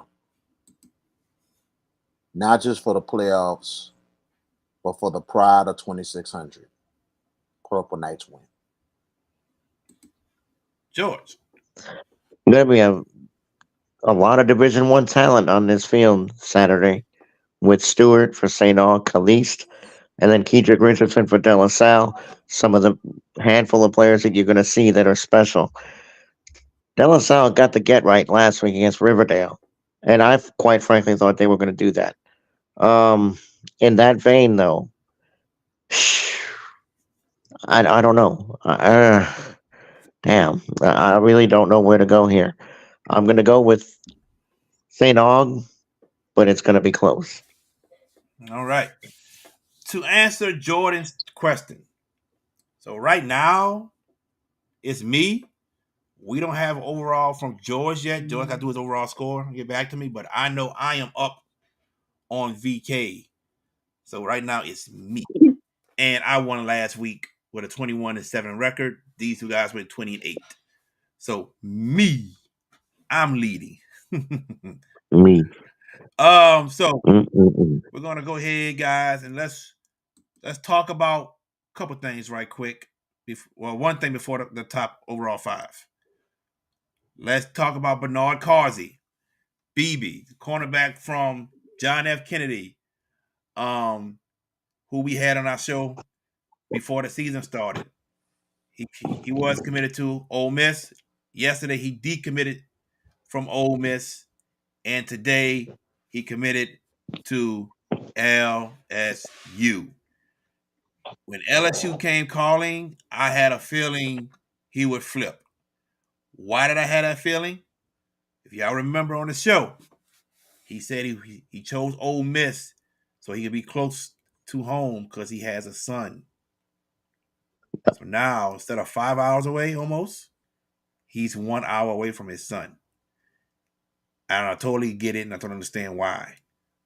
Your thoughts of Bernard Carsey flipping his commitment from Ole Miss to LSU, George Peppers? Not surprised at all. I mean, it's a coup for LSU, but what does that do to the recruitment of another player that they had signed, Wallace Foster? Let's see what happens with that. But for BB, look, any improvement in the secondary is needed at LSU. I mean, for what we've seen this year, goodness gracious alive, man, that secondary is Swiss cheese galore. So Bernard Causey might have a chance to, probably will have a chance to play right away. Good for him. And thinking about his kid, the admirable trait. I'm not VK. I'm not surprised at all that this happened. Before VK goes, DJ 13, he was offered before your boy left. They offered him before this guy left. So that offer was on the table. Go ahead, VK. Well, I really think it's not surprising either. It's not surprising that Bernard Causey, went ahead and flipped it because of the fact that LSU stepped up and said, "Hey, we need you," and that's a good thing. We said that also about LSU during the season. We said they're going to have to look into other players, especially in the secondary, outside of Wallace Foster. And I think LSU's done a great job in doing that and looking at Bernard B.B. Causey.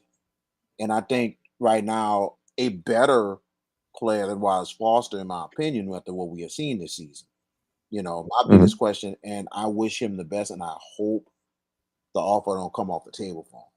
Because, man, I mean, we talked about this. I said Wallace Foster is going to have to really work on his body to get himself better. Because, to be honest, he's missing a step, all that stuff. And on top of that, looking at him play, I think Wallace is not totally 100%. And that's my opinion on that. And I just hope that he still has that scholarship offer on the table. All right. Let's get to these top fives. Coach Corday Hankton's favorite moment. Favorite part of the show. And congrats to you, Corday, last week on a victory against North Carolina. Hey, Coach Congratulations. Corday, I'm gonna send you the link and get off through Facebook Messenger or Instagram. So whenever you're ready, come on tomorrow if you got time.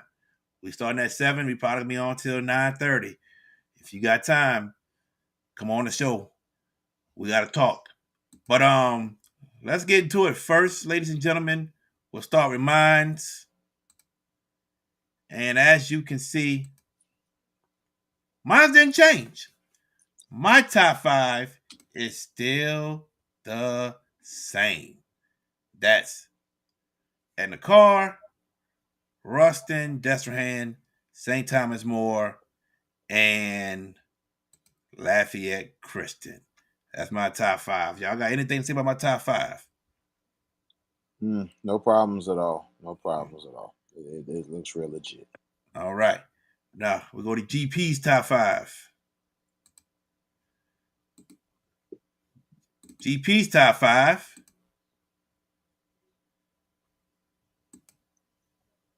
There you have it. His didn't change, ladies and gentlemen. And the card, Destrehan, St. Thomas More, St. Charles, Ruston. That is George top 5. And you see, Devin, he has pretty much the same thing, just 4 and 5 flip from George. There you have it. Does Karen Crow get in my top 5 with a win? We'll see. We'll see, Jordan. We'll see. Now, I don't have a problem with George top 5, except I have LCA over STM. You know, that's just me. What you got on VK? LCA over you said LCA over who? St. Yeah, Charles? I would take STM out and put LCA in at number 5 on George list. I think I don't have a problem with that. I think you keep St. Charles on that thing. You know, it's a tough top 5 that George has, but I would keep St. Charles Catholic because the fact of the matter is, looking at that top 5, probably the best overall resume out the 5. Let me answer Reginald because he sees I don't have LCA. Ruston beat them on the field. That's why Ruston's there and LCA's not. Is LCA a better team? Listen, they had 5 interceptions in that game. Jawan Johnson, maybe the worst game he could play. They still had a chance to win, but the scoreboards don't lie. Ruston won. And that's why they're in it and why LCA is not in it. My boy Reggie says St. Charles is not top 5. I agree with him. I agree. Let's see, my man Devin's talking about Edie White, LCA, Calvary Baptist, Washington Christian. That's like your 6, 7, 8, 9, Devin. So while Devin, Yeah, that's just because he put his 5. He has mine. He just flipped St. Charles and STM though. Gotcha. I want to have Edie White in my top 10. I'll tell you that right now. Edie White is not my top 10. No disrespect to him at all. No disrespect to him, but they're not my top 10. Mm-mm. All right. DJ says Lafayette Christian is definitely top 3. And number 5 for me. We go to VK Jones now, everybody. The one we've been waiting for. My man Corday got a drum roll happening right now. He's ready to see this. And the card number 1 for VK Jones now. Ruston 2, St. Charles 3, STM 4, Lafayette Christian 5. Well, of course, George, we still want to say, where's Destrehan, right, George? Yep. Yeah. They're in the bayou. Yeah. They're not in his top 5. Yeah. Where's Destrehan? Where's Destrehan? Yeah. Good question. All Go I'm ahead, gonna tell DJ. you is this. All I'm gonna tell you is this. I'm looking at this top 5. I kept Lafayette Christian on because of the win last week. I see they're not tied anymore. And then on top of that, St. Thomas More, they're not tied because what St. Thomas More did was amazing. St. Thomas More was minutes away from being out the top 5. Minutes. And it didn't happen. They came back. They got it done. They won 35-34 on the road. So they get back. They stay in the top 5. Destiny could have made it. Destiny could have made it, but blame that on St. Thomas More. They could have made it. Because I'm telling you, St. Thomas More would have failed. Destiny would have been right there. But you look at it, St. Charles Catholic, they're still in my top 5. The number 3, like I said, best all-around resume out of these 5. You look at Ruston, still they're beating up these teams in this top 5. Then on top of that, and the call. Turlings, coach. Huh? No, Corday asking who STM beat Turlings. That's it. They beat Turlings Catholic 35-34. And Turlings had a huge lead in that ball game on the road. So, and then you look at, and the reason why I put Edna Carr at number 1, Edna Carr had to get rewarded after what they did last week against Holy Cross in a big-time victory of one of the best offensive outputs we've seen all season, especially in the Catholic League, especially getting them big victory. Had to give them a reward to be the number 1 team. Now, here's the thing about Destiny, ladies and gentlemen. Here's the thing about Destiny.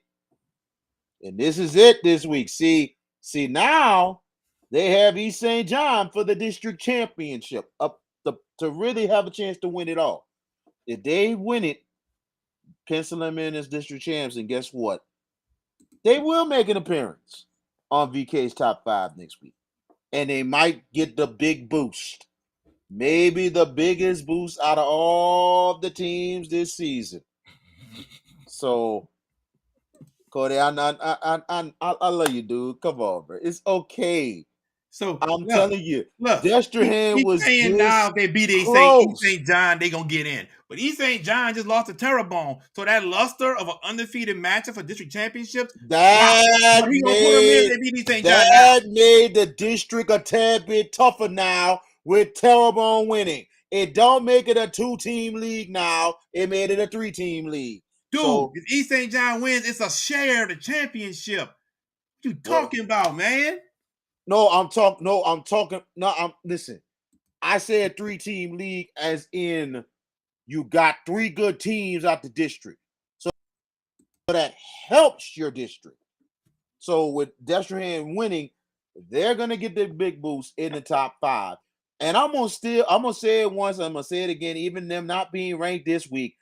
Name another top 20 win outside of Bonneville Everett. You can't say it. That's facts on the table. And yeah, 99% of the journalists have voted Destrehan. I'm the 1%er. I'm VK3. I'm different. And I'm going to stay different. So that's what it is. I have no idea. You know the rest. Jared, I want to play a hypothetical. I want to play EC3, baby. EC3. Man, and EC3 was a jobber too, right? Okay. His name was Ethan Carter III. Are you VK Jones III?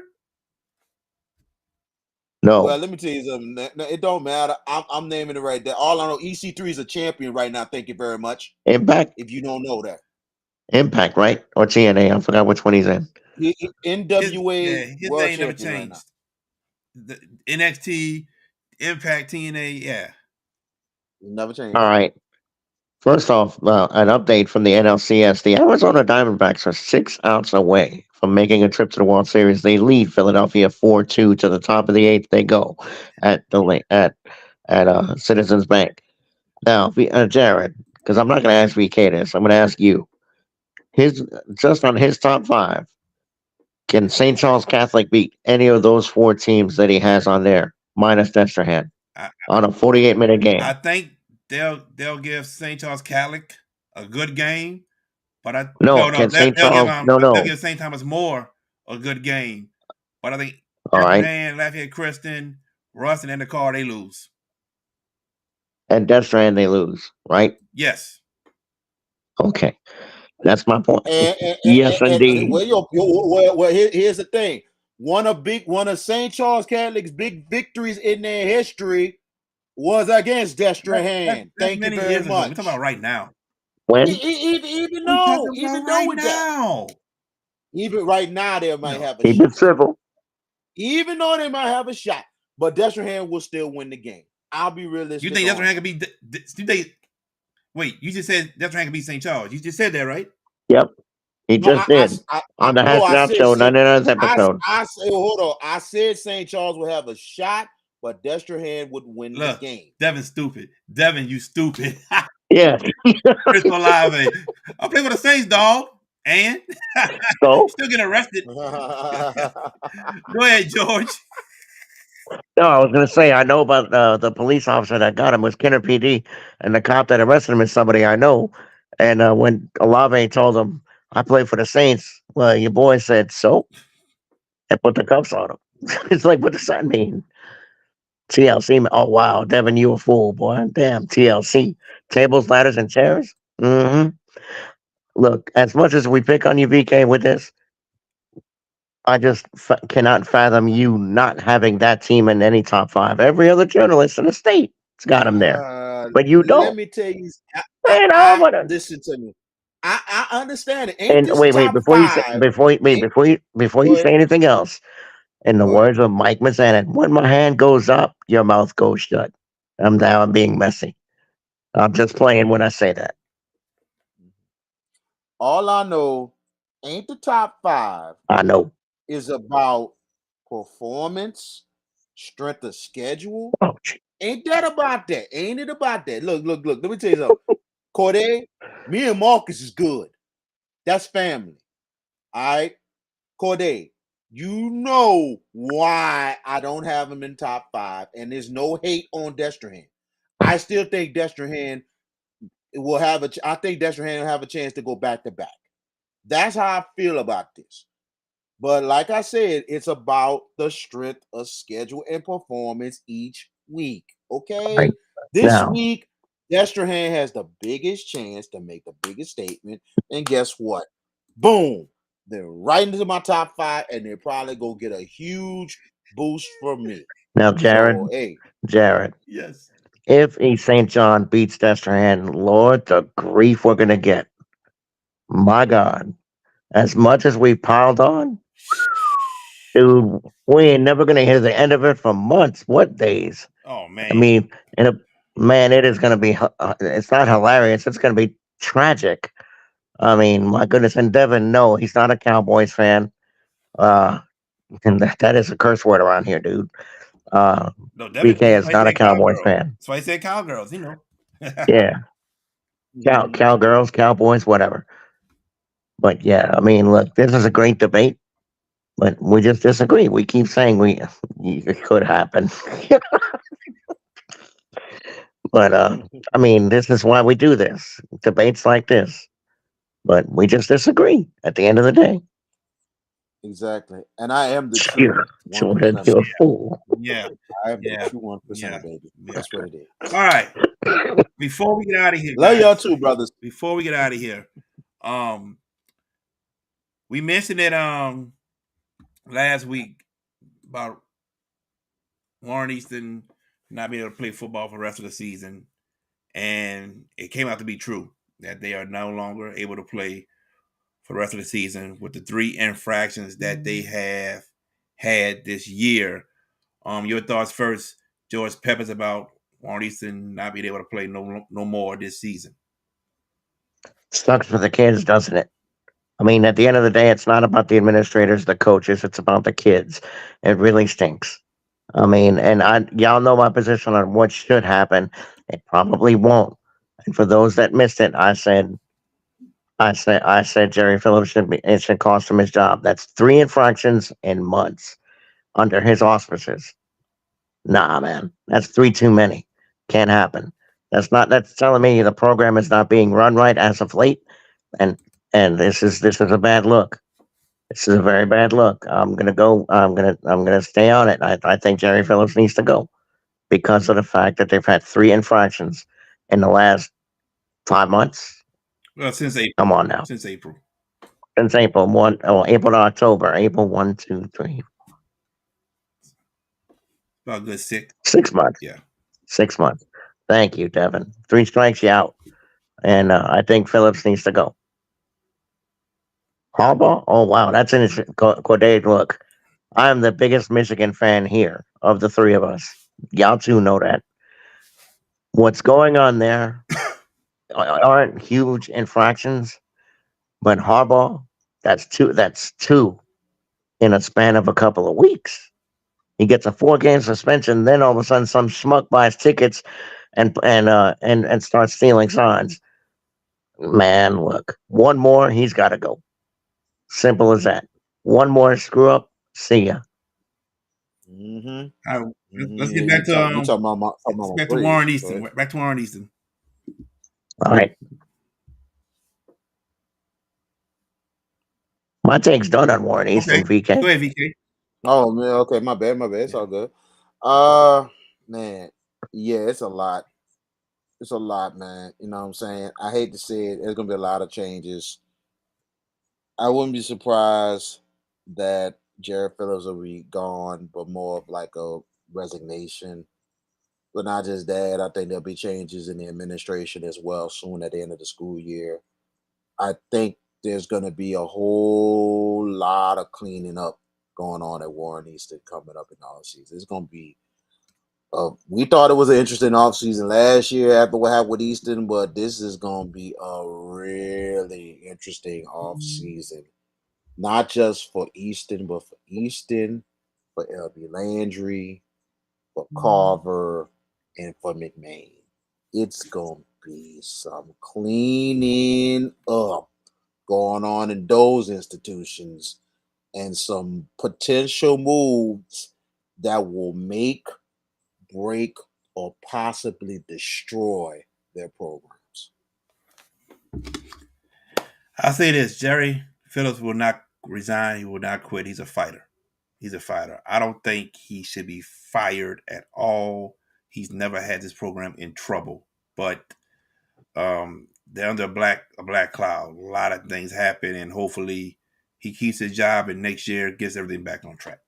That's all I can say about that.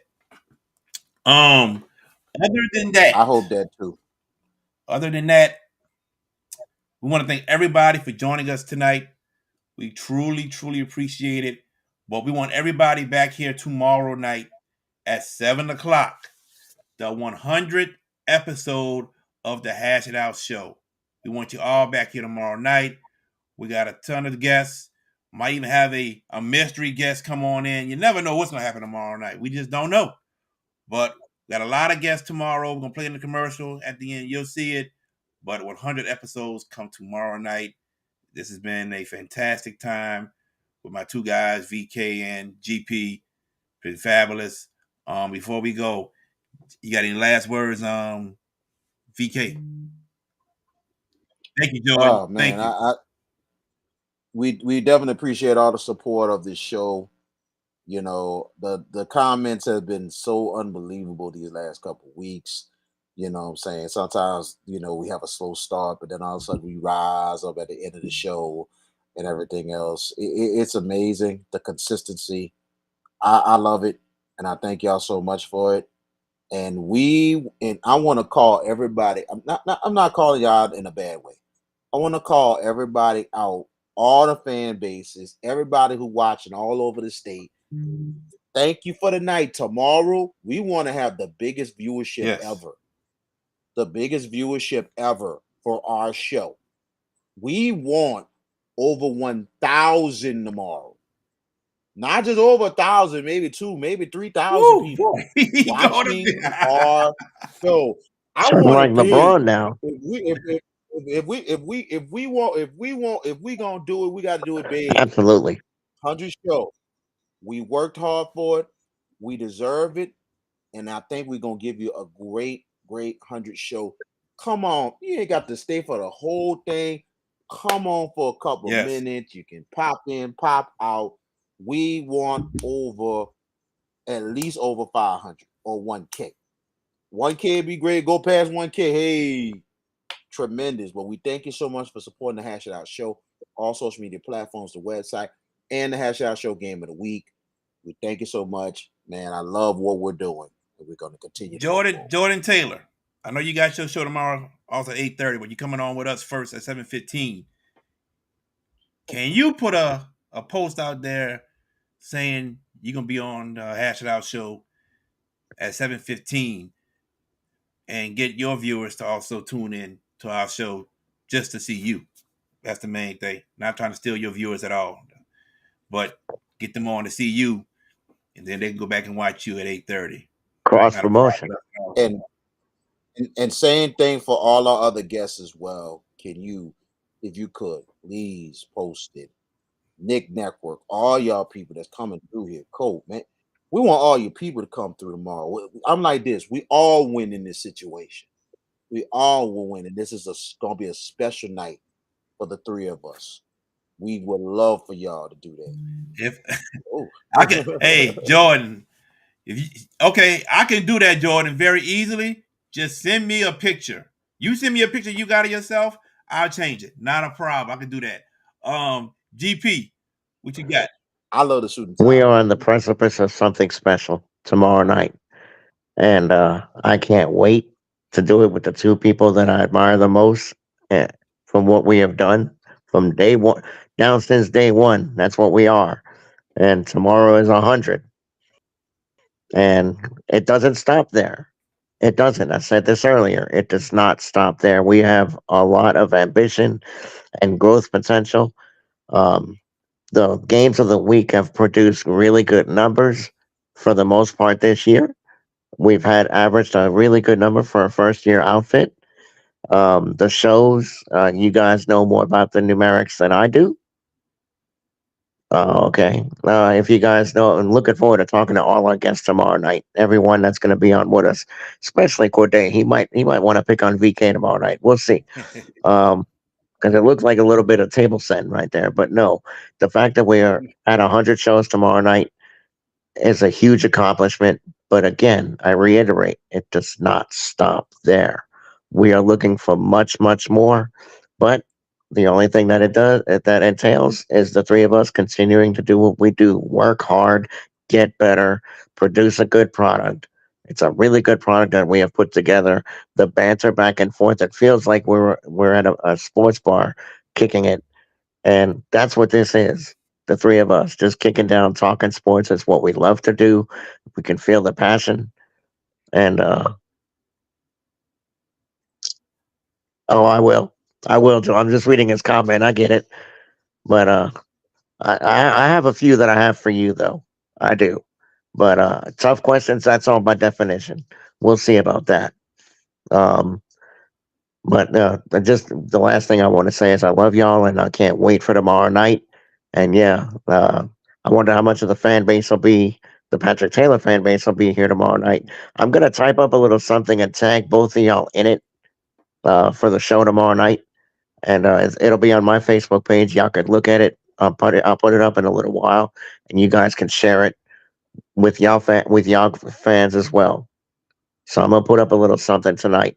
It's gonna be some personal, some professional. Cool deal, brother. Cool deal. Tomorrow, 7 o'clock, 100 episodes. Special start time, 7 o'clock p.m. Jordan Taylor from Under the Lights. Courtney Hogan from 1008 Prep TV Sports.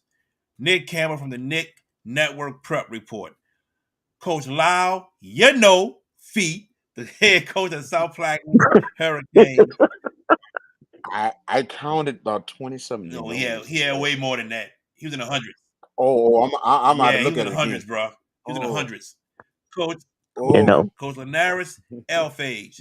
We're hoping for Coach Corday Hankton and Coach Erica Randolph, the head coach of the Hornville boys basketball team. She will also join us and might have a mystery guest in there. We'll see. We'll see who this mystery guest may be. I don't know. May have two mystery guests. I don't know. But other than that, if that mystery guest that Corday just put up, oh Lord, if he come on the show, bar, I'm just gonna be putting my head down. I'm gonna be like, I need to go in the corner for a couple minutes. Be like an ostrich. I don't know what Corday's talking about. Look, that's my family, bro. You know, I love him to death. Might have Coach Ball come on, your good old Rustin buddy. Tell him how you switched on him in the championship last year. Hey, if he come on, man. Look, he's a good coach, man. I met him. I talked with him after the game last year, and I told him myself, y'all got a hell of a program. Y'all really coming up. You know what I'm saying? It'd be funny. You'll sit there, but I'm like, hey, man, I'm doing my job, man. All right. Well, ladies and gentlemen, we thank y'all for joining us. We will see y'all tomorrow, 7 o'clock, 100 episode of the Hash It Out Show. Tell everybody you know. Tell them come in, check us out.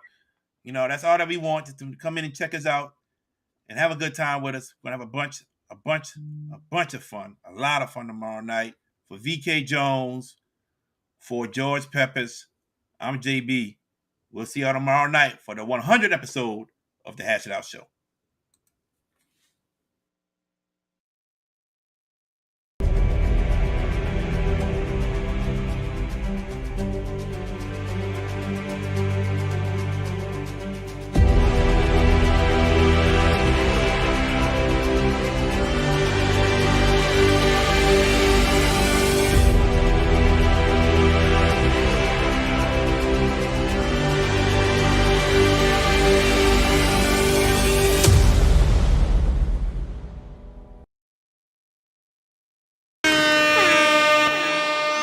Hands up, hands up. If you winning and you don't give a fuck about a hater, tell them move. Move, move, move. Cause I'm winning, I'm winning, I'm winning. I'm winning, I'm winning, I'm winning. I'm winning, I'm winning, I'm winning. I'm winning, I'm winning, I'm winning. Hands up, hands up. If you winning and you don't give a fuck about a hater, tell them move. Move, move, move. Cause I'm winning.